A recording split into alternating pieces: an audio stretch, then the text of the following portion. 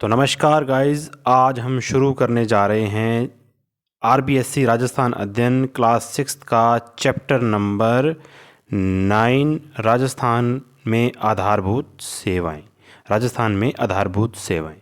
तो सबसे पहले शुरू करते हैं चैप्टर नंबर 9 का पहला पॉइंट, जिसका नाम है शिक्षा। कि राजस्थान में शिक्षा का क्या परिदृश्य है, इसके बारे में चर्चा करेंगे। शिक्षा तो राज्य में विद्यालय शिक्षा के लिए उच्च माध्यमिक, उच्च प्राथमिक और प्राथमिक विद्यालय उपलब्ध हैं। यानी कि स्कूलिंग का क्या प्रोग्राम है कि राजस्थान में जो विद्यालय शिक्षा के लिए एक तो उच्च माध्यमिक विद्यालय हैं, दूसरा माध्यमिक हैं, फिर उसके बाद उच्च प्राथमिक हैं, फिर प्राथमिक विद्यालय उपलब्ध हैं। यानी कि प्राथमिक 1 से 5 तक का स्कूल, उच्च प्राथमिक 1 से 8 तक का स्कूल। ठीक है, तो इसके बाद में बढ़ेंगे आगे। तो शिक्षा का अधिकार, इसमें किसका जिक्र है? राज्य में शिक्षा का अधिकार अधिनियम में 6 से 14 वर्ष के बच्चों को निःशुल्क और अनिवार्य शिक्षा प्रदान की गई है। ठीक है, शिक्षा का अधिकार अधिनियम है और इसमें क्या है कि 6 से 14 वर्ष के बच्चों को निःशुल्क यानी कि फ्री मुफ्त शिक्षा दी जाएगी। और बालिकाओं के लिए गार्गी पुरस्कार, इंदिरा प्रियदर्शनी एवं प्रोत्साहन देना एक महत्वपूर्ण कदम है। ठीक है, उसके बाद में बात करेंगे कि राजस्थान में साक्षरता की क्या स्थिति है। साक्षरता 2011 जनगणना के अनुसार 66.11 है साक्षरता। यानी कि जनगणना 2011 के अनुसार जो साक्षरता है, कुल साक्षरता 66.11% है, जिसमें पुरुष साक्षरता आपकी है 79.16 यानी कि 79.16%, और महिला साक्षरता की बात करें तो 52.12% है। ये दोनों पॉइंट जो हैं गाइस इम्पोर्टेंट हैं और ये कई बार एग्ज़ाम्स में पूछे भी गए हैं कि 2011 की जनगणना के अनुसार पुरुष साक्षरता दर कितनी है, 79.16, और 2011 की जनगणना के अनुसार महिला साक्षरता दर कितनी है, 52.12%। बढ़ते हैं आगे, साथ साथ नोट करते जाइएगा स्टूडेंट, क्योंकि जो भी मैटर है आपको पीडीएफ पैनल के थ्रू आपको करवाया जा रहा है, और इन चीज़ों को नोट करिएगा क्योंकि नोट की हुई चीज़ें अक्सर याद रहती हैं। ठीक है, बढ़ते हैं आगे। स्वास्थ्य सेवाओं का क्या जिक्र है कि 1000 की आबादी पर स्वास्थ्य उपकेंद्र हैं। 1000 ठीक है, तो स्वास्थ्य सेवाओं में क्या है? स्वास्थ्य सेवाओं में 1000 की आबादी पर माय डियर स्टूडेंट स्वास्थ्य उपकेंद्र हैं। 30,000 की आबादी पर प्राथमिक स्वास्थ्य केंद्र हैं। 30,000 की आबादी पर प्राथमिक स्वास्थ्य केंद्र हैं, और 1 लाख की आबादी पर सामुदायिक स्वास्थ्य केंद्र हैं, और आपातकाल स्थिति में 108 है।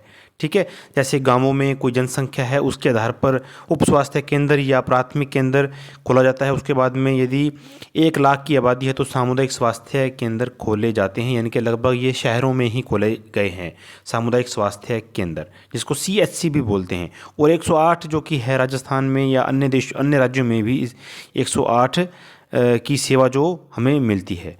बढ़ते हैं आगे।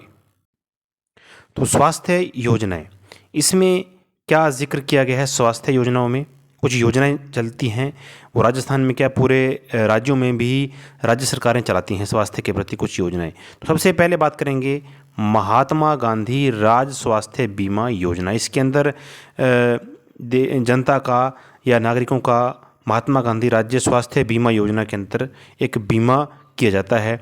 उसके बाद में मुख्यमंत्री सहायता जीवन रक्षा कोष, मुख्यमंत्री सहायता जीवन रक्षा कोष। ठीक है, उसके बाद में राजस्थान जननी शिशु सुरक्षा योजना आदि, ये कुछ मुख्य योजनाएं हैं। उसके बाद में सरकार ने माय डियर स्टूडेंट क्या किया है कि मलेरिया, क्षय रोग, एड्स आदि रोगों पर नियंत्रण हेतु एक कुछ कार्यक्रम चलाए हैं। ठीक है, तो राजस्थान के अंदर बहुत से कुछ कार्यक्रम चल रहे हैं, कुछ केंद्र सरकार की मदद से चल रहे हैं और कुछ राज्य सरकार की मदद से चल रहे हैं, जो कि नागरिकों के लिए बहुत ही लाभदायक हैं। ठीक है, उसके बाद में बढ़ते हैं आगे कि स्वास्थ्य विभाग दवाइयों का विक्रय लाइसेंस एवं निर्माण लाइसेंस प्रदान करता है। जो स्वास्थ्य विभाग है, हेल्थ डिपार्टमेंट है, वो दवाइयों का विक्रय यानी कि दवाइयाँ बेचने का आगे जो कार्यक्रम है उसके बाद में इनको लाइसेंस देना और निर्माण लाइसेंस प्रदान करता है कौन? स्वास्थ्य विभाग। अब बढ़ते हैं आगे। प्लीज़ चैनल को सब्सक्राइब ज़रूर कीजिएगा और यदि आपको कुछ क्वेरीज़ हैं तो आप कमेंट बॉक्स में कमेंट कर सकते हैं, जहां पर हमारा एक मोबाइल नंबर भी है। अगर आप वहां पर आप कुछ पूछताछ करना चाहते हैं तो भी आप पूछ सकते हैं। बढ़ते हैं आगे। सड़क परिवहन। अब सड़क परिवहन में क्या है? राजस्थान राज्य पथ परिवहन निगम 1 अक्टूबर 1964 में स्थापित हुआ। राजस्थान राज्य परिवहन निगम 1 अक्टूबर 1964 में स्थापित हुआ। इम्पोर्टेंट लाइन है माय डियर स्टूडेंट, इसको नोट कीजिएगा, ठीक है। अब इसके बाद में सड़कों की सर्वाधिक लंबाई, ये इम्पोर्टेंट है, सड़कों की सर्वाधिक लंबाई। तो सड़कों की सर्वाधिक लंबाई किस ज़िले में है? जोधपुर में है। और सड़कों की सबसे कम लंबाई किस ज़िले में है? धौलपुर में है, ठीक है। ये दो बातें क्लियर करना कि जोधपुर में सर्वाधिक लंबाई सड़कों की है जोधपुर में, और सबसे कम यदि लंबाई की बात करें तो वो आपकी धौलपुर में है। उसके बाद में बढ़ते हैं आगे। सबसे लंबा राष्ट्रीय राजमार्ग कौन सा है? NH-15। सबसे लंबा राष्ट्रीय राजमार्ग NH-15, ठीक है। और सबसे छोटा राष्ट्रीय राजमार्ग कौन सा है अपना? राजस्थान में 71B है, ठीक है। तो आई होप आपको समझ में आ रहा होगा। इसके बाद में बढ़ते हैं रेल परिवहन पर। रेल परिवहन का क्या सीन है कि राज्य में रेलवे के 2 जोन हैं। राज्य में रेलवे के 2 जोन हैं। आपका पहला है उत्तर पश्चिम रेलवे, दूसरा है पश्चिम मध्य रेलवे। रेलवे के 2 जोन हैं, उत्तर पश्चिम रेलवे व पश्चिम मध्य रेलवे। उसके बाद में रेलवे के माय डियर स्टूडेंट 5 मंडल हैं। रेलवे के 5 मंडल हैं जिसकी हम आगे चर्चा करेंगे। बढ़ते हैं आगे। तो जो रेलवे के 5 मंडल हैं इसकी मैंने एक ट्रिक बनाई है और आपको जल्दी से आसानी से याद हो जाएगा। तो ट्रिक में क्या है? जय और जोधा अजमेर जाना और बीकानेरी और कोट लाना।